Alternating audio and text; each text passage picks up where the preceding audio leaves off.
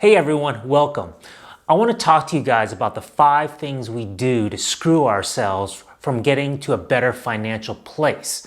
And if we stop doing these things, we get to a place where we have more control and financial freedom in our lives. A lot of the times, we don't think about the things we do because we've done them over and over again the same way.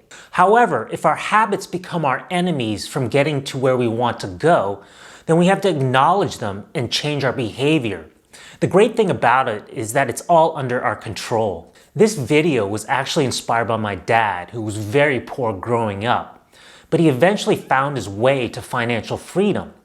And he reminded me that all the hours that we toil away at a job, and many times at a job we dislike or even hate, we have to have something to show for it. I'm the first to admit that I made a lot of mistakes, and I mean a lot. But fortunately, I had the wherewithal to actually learn from them. So these are the 5 things I've experienced personally or seen in my life that people do to shoot themselves in the foot financially. So I'm going to put on my Uncle Jeff hat for all you youngsters out there to tell you this cautionary tale. But given life such as it is, I think some people only really learn when they get hit in the head with a 2x4 themselves, figuratively speaking. I mean, really, it's always better to learn from other people's mistakes. But the mistakes you make yourself are oftentimes the most valuable, cut the deepest, and also the most painful. For all the pain experienced, I think it's imperative to get the valuable lesson so you can avoid it in the future. So the moral of the story is that when you're old, gray, and hopefully not alone, you don't want to be broke. And the factors I list below, if done long enough, is an express elevator to a life of suck. I would like to share a quote from a teacher of mine, and he said, "Most people will suffer for money. We can choose that on our own time, and if not, it will be thrust upon us later when there is no choice." I find this quote very honest and actually kind of brutal, imagining for those in the end with no choice. Which leads me to the first thing people do to screw themselves: pissing away your time when young. This one hits home for me because I am guilty, and guilty. I wasted a lot of my younger years being unfocused. Whether we realize it or not, the young are time and energy millionaires. That's right, time and energy millionaires. And we never talk about this aspect much. When young, time is your greatest asset that is on your side. I was told this great story that hits this point home. People were given a choice. You can either be young with no money or be Warren Buffett, one of the richest men in the world. And not one person took that bet to be Buffett. Now, why is that? If you think about it, what it really says is that we value time more than money. Warren Buffett has all the money in the world, but at his age, he doesn't have a lot of time left. Your other greatest asset as a young person is your abundant energy. You guys are energy millionaires, and you want to focus that energy to create a better financial life for yourselves. So in your youth, use your time and energy to your advantage. Focus on being productive, starting a business, or creating wealth. Time and energy is your greatest ally and resource. It's truly a competitive advantage to create a better life. Okay, number 2, and it's a big one that people do to screw themselves, and that's not investing. The short of it is that most people will never earn enough money in their jobs to outlive their lives. That's a real sobering thought, and it basically says that whatever you make is not enough. If you're not investing some of your hard-earned money, you're doing a disservice to your later life. There's going to be a time when you're not working, or you want to do something else more fun in your life. And the amount of investments that you have or have accumulated will be the deciding factor if you can do it or not. So with investing, you're treating every dollar as an employee. Hello, Mr. Employee. And you're kicking your employees out into the investment world to bring back more money for you. This is where passive income and investments come into play, so you can do whatever you want in your free time. Sit on your butt and watch sports? Done. Go on a trip with your buddies or family? Done. Make an item on your bucket list come true? Check that off. In regards to investments, I have a video I just made on my passive income journey and the mistakes I made along the way. So check that out if you're curious. And if you're getting some value out of this so far, hit the like and subscribe button. So unfortunately, most people don't get to do what they want to do in their older years because of lack of funds or lack of investments. But you can, just by allocating some of your paycheck to investments, whether that be index funds, stocks, or real estate. There's a real world stat out there that says 50% of Americans don't invest in anything.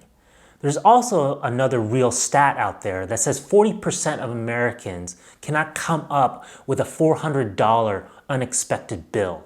Related? Perhaps. I have a very good friend who's struggling right now.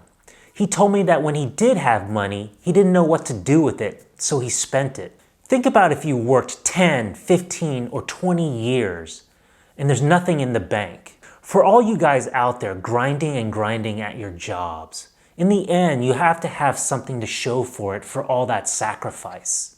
By investing, you're giving your life options later. You're giving your life the chances at freedom. Okay, on to the third thing that people do to screw themselves, which is the flip side to investing, and that is buying only things that depreciate. Yeah, I'm talking about you guys who want to trade in your perfectly good 3-year-old car for that shiny new sports car, or wanting to buy those expensive clothes and shoes.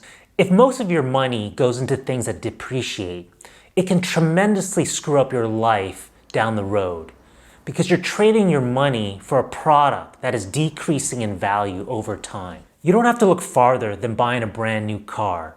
The moment you drive the car off the lot, the value of the car just decreased by a few $1,000s.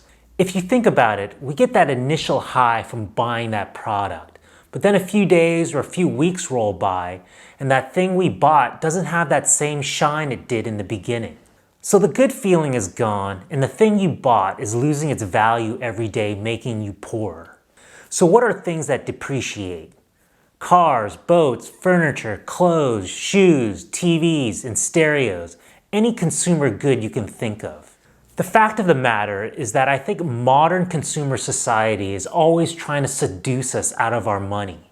Hey, I'm not against having nice things. I think everyone should enjoy their life.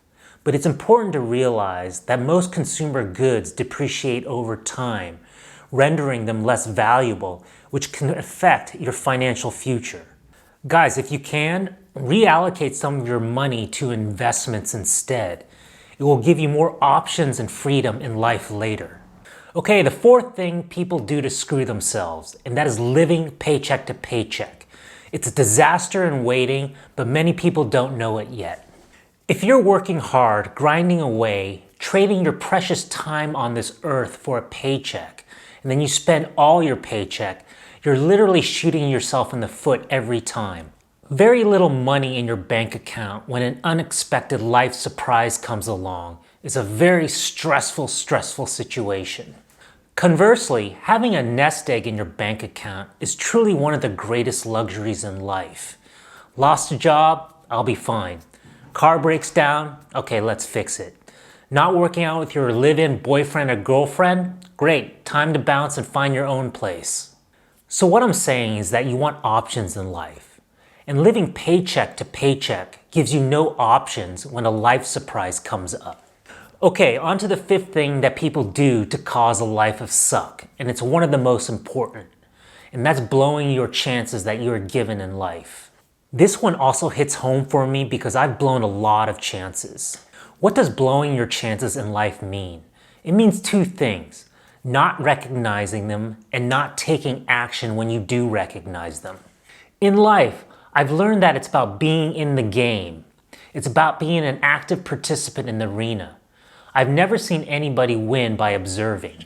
We all have opportunities that come across our path in life, no matter what situation you're in, either through hard work or maybe just being there at the right place and at the right time. I've also realized that life gives you clues most of the time. It's never always black and white. It's never that no-brainer of taking the right side of the fork versus the left to reach that pot of gold. A friend of mine who's making his way back from some of his previous mistakes told me that back in the day when he was working in tech, in Silicon Valley that he had a clue or the strong feeling that this little company called Google was going to be a massive success. But he didn't do anything about it. He never bought the stock. Did he know it was a sure thing back then? Of course not. But in hindsight, everyone who bought that stock in the early days made a killing. Imagine how his life might be different today if he took that chance. Now, it doesn't even need to be a financial opportunity. It could be an opportunity to take a successful person out for coffee. People like to help people if they're sincere, and that meeting could actually change your life. When the rubber meets the road, it's all about recognizing the opportunity and acting on it to create a better life. The 5 things I talked about are all related, and if done, it will most likely give you a great start or a great outcome in life. Now, you can create a not so great life or a life of freedom and choice. The great thing about it is that a lot of it is all under our control. If you guys enjoyed this video, check out my other videos where I have one on the 5 secret ingredients that make for booming real estate markets and my take on 2 awesome real estate markets for the future. Real estate can be a great way to create wealth. I hope you guys got some value out of this, and I'll see you on the next one.